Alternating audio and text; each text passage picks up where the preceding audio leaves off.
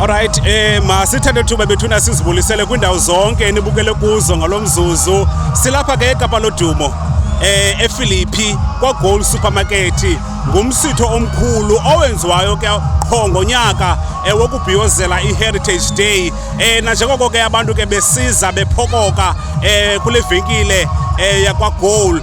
So kumnandi ke kuyilonto ndiyabona ke kwelinye icala kuyojiwa kulungiselwa ke abantu abazobe belapha. Zikhona ke nezithethi ezizobe ke zithetha apha nemvumi zikaMasikhandi imixhenso yonke lonto leyo. So kuza konakala namhlanje andifuni ke uphoswe ngoba silapha ke ePhilippi kwaGold Supermarket. So kusezaba mnandi ke kube yilonto. Zikhona ke imvumi zikaMasikhandi, ikhona imixhenso. Kumnandi nje kuyilonto nabantu ke banxibe isintu bezobhiyozela olusuku lwanamhlanje ungaphoswa.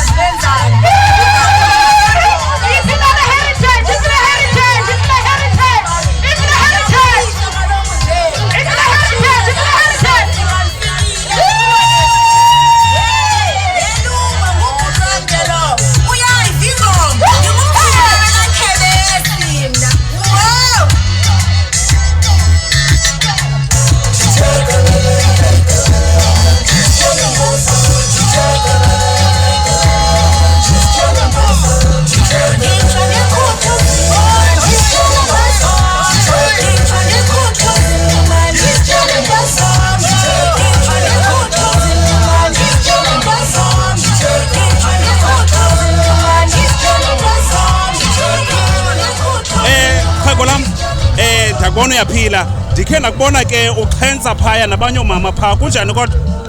Hayi ndonwabile. Intle kakhulu le nto ilapha namhlanje kwaGold. Ngoba nam ndichulumancile njengoba ndilapha nje andizangabukela abantu bami, ndifuna uba into kuxhentswa uba kuyaxhentswa. Xhensa ukuba kuyaxhentswa. Ngoba intle le nto ilapha. Ya sithele notata ubani phofu kha kuzithuthi. Ngokwakomlo kutshalo kulaa mhlaba wokucentana ezantsi phezu kolwandle. Ngokwentlalo kwendilapha elowa kule ndawo kuthiwa yi-Phase 5. 2536 endlu yam. Ewe xhego lam, ndikubonile uxhensa apha, kumnandi kuyilonto. Uziva njani wena ngolu suku lwanamhlanje? Ndiziva ndichulumancile ngesuku lwanamhlanje, ndincamile zonke izinto ngelanga le-24. Ngoba into endiyithandayo lulonwabo. Bonwabile nabantu abalapha. Iyezo lebukakayo orasha kababayo bethoni grandpa amaqiqi ufikile kugatyana ke ngoku. Owalentyumna ndiyayicela ndisaqupha ejamanini, ndiyayithola ndisihambela endleleni, ndiyayithatha ndiyayibambela ebhakeni. Ndandisithi mamolo tata molweni kuwe sisinobhuti makoweni, ngoba kaloku mna ndingunyana okwaziyo ukunyamezela, ndingubhuti okwaziyo ukubekezela, ndiyindoda engasoze inikezele, ndilikhathambo lokuthintela khohlokhohlo, ndiyinkanyambo yokukhathela okhokho, ndithi kunzima emzini ndiyinkunzi enzima, ndiqhekeze iqolombo ngomqolo, ndiqephule amanqanaba aqinileyo ngengqondo.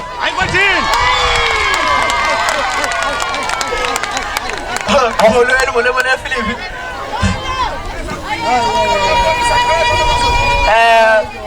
Igama lam ndinguMasani, ndihlala apha eSamora Makutsolo. Makutsolo endibulisa. Ndithi ungubani? Singobani? Ungumnombo ongumthombo wekhaya lakho, sizintsika zamakhaya wenkalo zethu, ningothula ndivile kwiimveku zamakhaya enu. Ndicela onompiliso hayi onompikiso, into eziqweba iqhinga ziqoba umqolo usogqiba zinyuka iqolo, ngoba siyayazi ukuba inkonzo kaphileni nguye. Nditsho nje kuba nam ndingenje kodwa ndinomnqweno ubanje, kaloku ndililahlile elasembo ngenxa lembo inezi zimbo. Ndithi ngxewa wethu kodwa umafitshane ndithi mayibuye. Ndikweli cala ke lenyama kutshisa inyama waya apha ecaleni kwam ke ndikunye ke nosisi nabo ndibabambile ke apha emlilweni. Siswama kokuqala khawukhe uzithuthe. Ndingulisa, ndingujambase, ndingucansi, ndingusanzanza, ndingikhandanyawana, ndingumphangono, ndinqenge, bathole lo mthakwazi. Ndingukhwelo, ndingcuthu, ndimlanjana, ndiyintombi ezalwa intombi yasemamfeneni. Intombi yasemamfeneni izalwa intombi yasemakhumeni. Ndibe mna ndizalwa ngukhwalo, loo ndoda leyo. Awu, ndiyayibonga bethunana. Yani kumamam le mbewu, heyi, into entle. Ndiyabulisa ke bantu bakuthi. Tamako, mama sikhawukho kuzithuthe. Ndingumaxaba unomshmonjolo noshwabade ushwabade nenkomo nempondo zakhe intombi yakwaLinda ndizalwa ngumamqwathi mna umamqwathi uzalwa intombi yasemakhumeni ndingosecofa imvabi ikhaya lam kwindawo ekuthiwa kusencoho apha kulinywa khona eskimini ugonqo.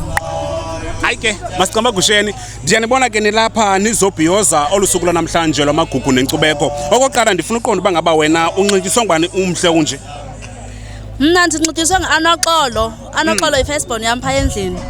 Okay. Kuyo ndenze ndabamhle ndabanjena. Enkosi. Ya, olusuku lwanamhlanje kuwe luthetha ukuthini? Yho, elisuku lundifundisa likhulu. Lindifundisa ngento ezazisenzeka mandulo ngoba ngoku asisazenzi. Sesileqa into zesilungu. So namhlanje ndizowufunda into ezininzi. Nanje ngokuba ke besendize ndifundile. Ndinglo mama wenza umqombothi apha kwaGoli. Nguwalobusi la. Liqobo lam eli kaloku. Ndiyagaya strongo. Hayi ke masibule kakhulu. Mama nawe ulapha uzozimasa iHeritage Day. Olusuku lwanamhlanje kuwe luthetha ukuthini? Olusuku uthetha namhlanje kum ndiliva ndicobile ngalo ngoba saye ndeza phaa kwaGoli ndiyaqala uza phaa kwaGoli uza kweli suku limandi kangaka. Olusuku olu lukhulu kuthi. Besinendisa sithina apha emqombothini lo walapha kwaGoli. Sihamba kunye naye oko saqalayo totha namhlanje. Okay. Ewe tata. Hayi ke masibule kakhulu silapha ke kwaGoli supermarket ePhilippi kubhiyozelwa ke usuku lwamagugu nenkcubeko kumnandi kuyilonto abantu banxibile.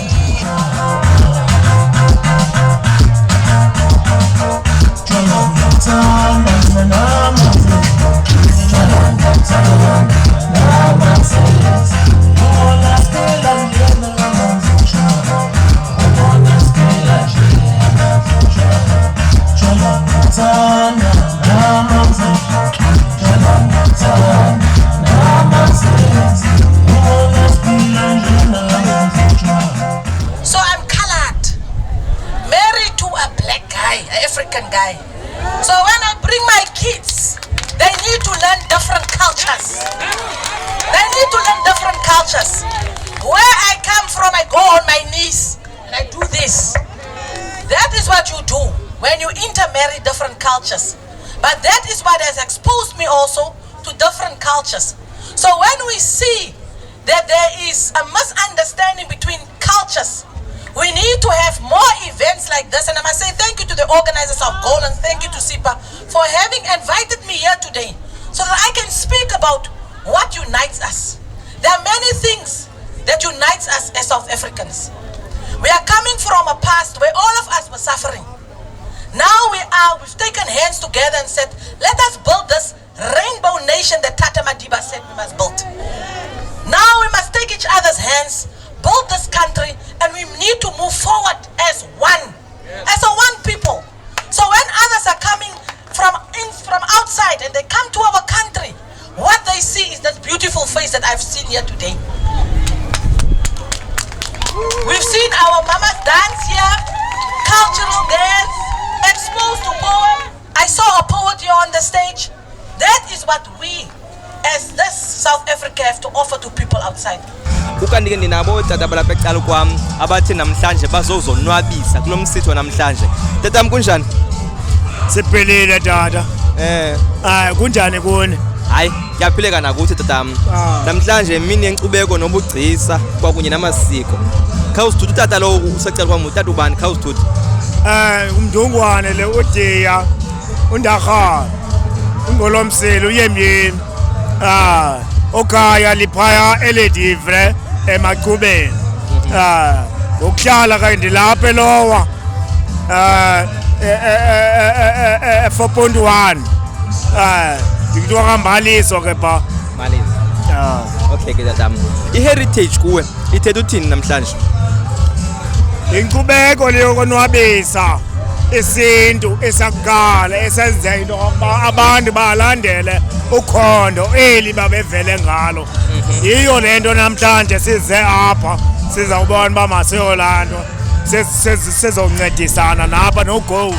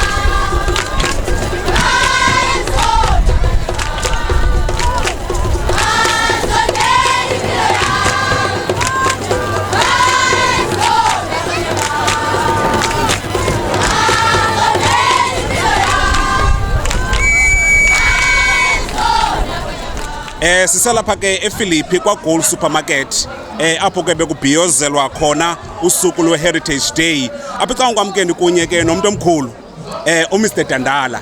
Kodwa ke phambi koba siqhube ndikhe ndimbuze ndifuna ke yakhe angene azitsho azithuthi. Mr Dandala, mhlekazi wami kuhle kodwa okwakalo kunje uqamatha ubengecala isihlwele sigidile khonto. Yes man. Siyavuya ibanani ngaphakathi kumagceke kaGulu. Hayi sabula kakhulu man. Phambi koba siqhube ke ndikhe ndikubuze eminye imibuzo lena kakhulu zithuthi. Ngudosini, nguMaga, nguNcwina, ngumqhokhana, nguTeketekana, nguNcele, nguHala, nguNzwane Simhlophe, ngumNqabashi. Ngumtshana kaMvulane, ngumSuthu, nguMahula, ngupapashe, inyoka emnyama ecala isisiba, ngubhayi, nguKhetshe, nguDlamahashi. Ngumzukulwana kaMpinga, kantontwana ngathi benoboy igisela siqandini, nguMbhala, nguQoshe, nguSenzo, nguSineka. Isizukulwana sikaMkhathi sikaQengeba sikaPondomise mfazi ubelomnye phesha mfule ethila ungena noba na ungena inkosi yaMampondomise manze ethetha thika abahlawu sawo. Isizukulwana sendlu kaMadiba kaZondwa Zintshaba zimfuna zikasumenzado koyemyem ngongqolomsila kavela bempensela amadibomde madibomde tata namhlanje umsebenzi eniwenzileyo ninguGold ube mhle kakhulu wamagugu nenkcubeko. Umsebenzi uhambe njani tata, nenze njani ukuze wonke lo msebenzi lona ube successful? Okokuqala maniqale ngokutsho nje Ncakasane ndingulwando Dandala nohleli kwisitulo njengomuntu oza nentengiso lenokuthiwa imarketing kwaGold. Siyile department ke yentengiso yakwaGold iminyaka ngoku singena kunyaka wesi-7 siubambile lo mnyadala wothi imatata unyaka wesi-7 siqhuba lo bhiyozo. Abantu bawukhumbula ke into beminyaka engama-30 uGold exhamla esebenza kwindawo yabantu bebala lethu nabantu esikholela into basikuGold size kubo size namaxabiso bakwazi noba ipokotho yabo iwafikelele. So kule minyaka ke uGold uye wathi gqolo enye indlela zethu zokwenza intengiso sayibona kubalekile indoba abantu bethu sibhiyoze nabo ngokwamasiko nezithethe nomlando wabo.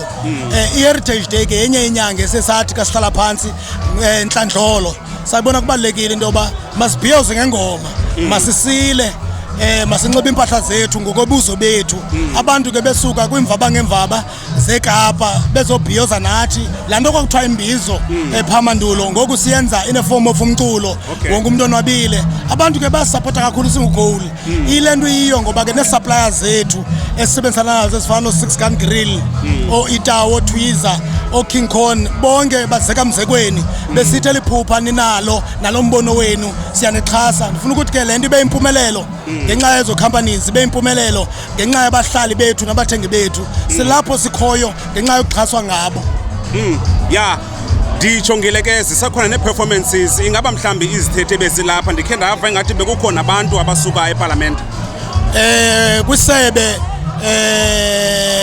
le-tourism i-Department of Tourism ebekhona ke uRonaldo Malwango ebekhona lapha enxalenye yabantu ebebethetha esizisa ke Ncakasane ke uzoxhasa lo mbono sinawo singuGoal besithi nabo belisebe bayawubona kwaye kunyaka ozayo bangathanda uba inxalenye kakhulu ke loo nto leyo esiqhubayo siba nabo ke nabantu abaqhelekileyo ebusweni okanye kwimbuso zabantu umgeqo the comedian ngomnye ke wabantu onwabisa abantu njengo-MC ulapha umphathi wohlelo omculo kaMasikhandi silapha usobanyathelo wezibonele sisonke sizeka mzekweni sisitsho ngalizwilinye sithi makubhiyoze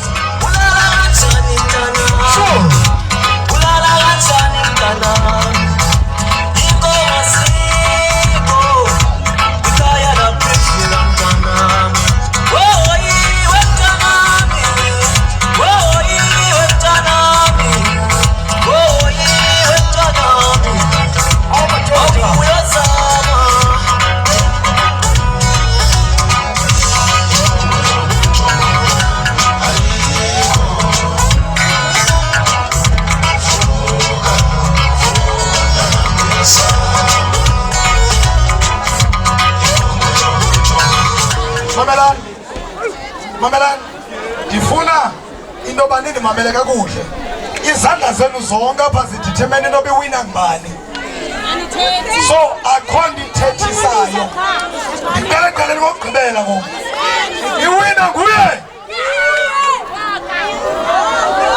phantsi izandla nguye phantsi okanye nguye. Ladies and gentlemen, our winner for 2025 is Anota.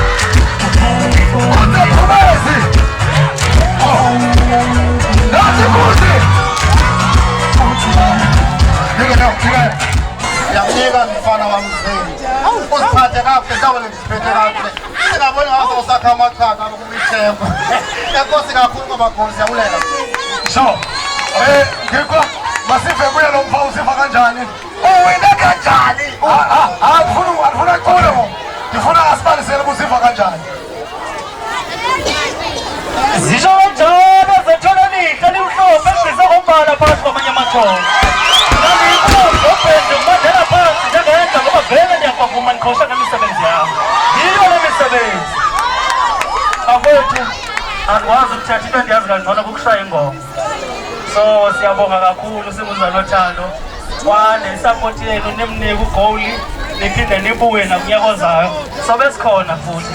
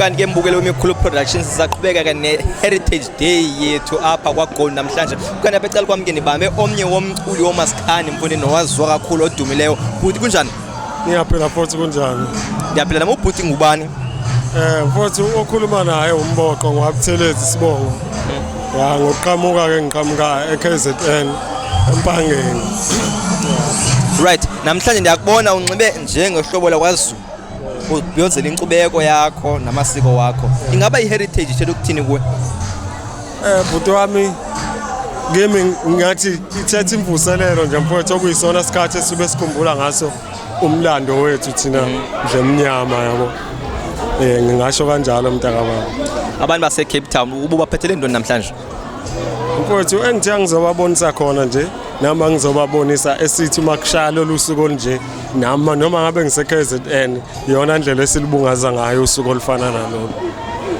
isinxibo ezisinxibileyo ingaba ngubani othe waxinxibisa anzwanga bhuti ngubani okunxibisileyo ngohlobo luhle kangaka namhlanje bhuti wami ngokunxiba ngizinxibele kodwa ke ngokomlando ngokulanda emasikweni nami ngathi angenze lokho kwakwenziwa obaba omkhulu ya ikubonile uperforma eqongeni and ke ngokwe-performance yakho it was very very very dope ibintswemu kakhulu inhle ingaba ufuna ukuthini kubalandeli bakho balapha eKapa kodwa wami engingafisa ukudlulisa kubo nje ngifisa bekwazi ukuthi umboqo usekhona futhi ngizofisa ukuthi bemsupport njalo ngaso sonke isikhathi kuyo yonke imicimbi evelayo nalapha abaziwe khona kuthi umboqo behambele befike bayomfice khona enza khona lokhu akade kwenza khona namhlanje ndingugatyeni mna umamala undondela unkomo zibomvu ukhonya umsengayo kweli laseqonqa mntakwethu eDebeneko kulali yasezihlahleni ya silapha namhlanje sidibene apha ePhilippi kwaGoli ngalomcimbi namhlanje Heritage Day ya Heritage Day iHeritage Day kuwo wena njenga artist yalapha eKapa ithela ukuthini kuwe mntakwethu namhlanje kufana nemvelaphi yami mandingasho okay isiXhosa ungumuntu okanye umXhosa ngumZulu whatever it is yabo but ke ngenatsika Xakiwe nje ukubeka ngemvelaphi yakho. Ngemvelaphi yakho mntakwethu uziva kanjani but ke mntakwethu namhlanje ndiziva ndikhuluma ncile ndonwabile namhlanje mntakwethu. Ngosuku la namhlanje eloma ndibiziwe nami namhlanje ndizoba ingxalenye yalo mcimbi uzoqhubekayo namhlanje. Kuma xa bendizawutsho kunibethe emlonyeni uba nanje ngoko ubuperforma uculela abantu bawonwabela umculo wakho uye waziva njani i-feedback yabantu? Oh bhuti wami ndiziva ndihappy kakhulu Grootman because nangoku yabo uzawuperforma ngokubantu abakhethiweyo bazawusheka baye kwi-final yabo. So nami ndingomnye wabo abakhethiweyo. So ndiyabulela kakhulu ngelo hlobo abantu bawuthandile mntakwethu umculo wami ndiyabulela kakhulu ngenhlonipho nozithoba nangembeko ndiyabulela mntakwethu. Hayi ke all the best ke bhuti wami ne. Enkosi Grootman ndiyabulela mntakwethu. Enkosi kakhulu.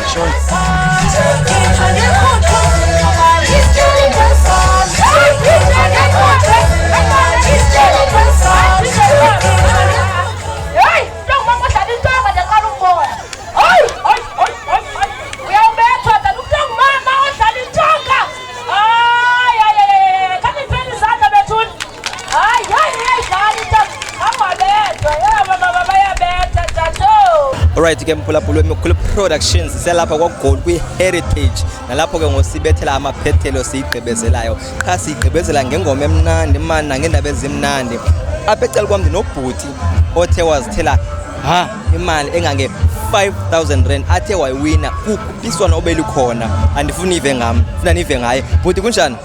Siyaphila mfowethu kunjani namhlanje? Kuhle nakum. Ubhuti ngubhuti bani? Lona kuZanothando inkunzi yombhemu umadlela phansi njengenja ngoba vele yakwavuma uqhosha ngemisebenzi yayo yiyo ke le misebenzi alisikisike njombele emangweni isigodi.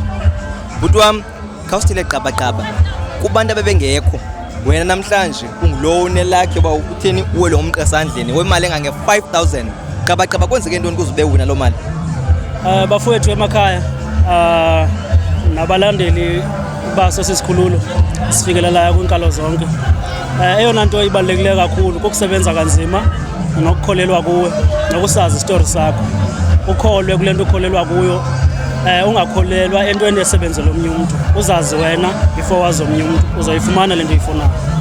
Ingaba ngexa ubusizapho boyicinga bamhlambi ingathi yenzeke into bana uwele ngomqasandleni?